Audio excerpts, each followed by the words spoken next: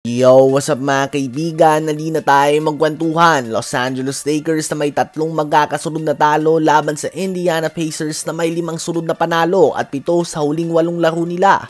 Ganun pa man, impresibong simula nga ang pinakita ng Lakers. 19 points on 4 of 6 shooting sa 3-point line kaagad si Luka Doncic sa first half. 17 points naman si Austin Reeves at lahat naman may 8 points si Dorian Finney-Smith, Rui Hachimura at Jackson Hayes on combined 8 of 10 shooting sa field. Pansin nyo nga ay hindi natin nabanggit dito sa LeBron. Yan ay dahil tahimik nga siya sa first half, scoring only 2 points on 0 of 5 shooting sa field sa 18 minutes nga sa loob ng court. Ganun pa man ay nabaon pa din nga ng Lakers ang 13-point lead sa halftime sa score na 68-55.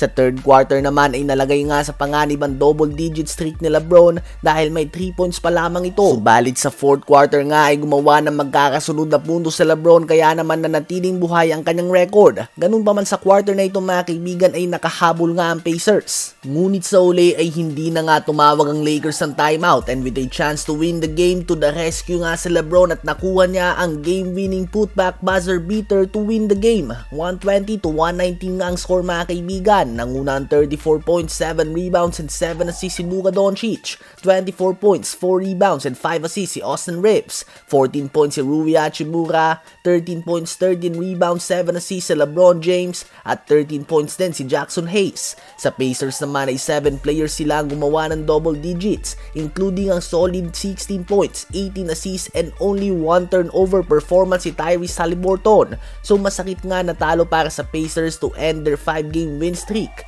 at solid way to end their losing streak naman para sa Lakers. Sa LeBron mga kaibigan ay nagtala ng 10 points, 5 rebounds at isang game winner sa fourth quarter. Takeover mode nga ang 40-year-old veteran. Siya din mga kaibigan ang oldest player na nakagawa ng game-winning buzzer beater sa NBA history. Another dominant performance mula sa Clippers duo. Tinalo nga nila ang New York Knicks sa score na 126-113. 29 points, 6 rebounds and 6 assists si James Harden on 6 of 9 shooting sa 3-point line. 27 points, 10 rebounds and 7 assists din si Kawhi Leonard on 10 of 18 shooting sa field.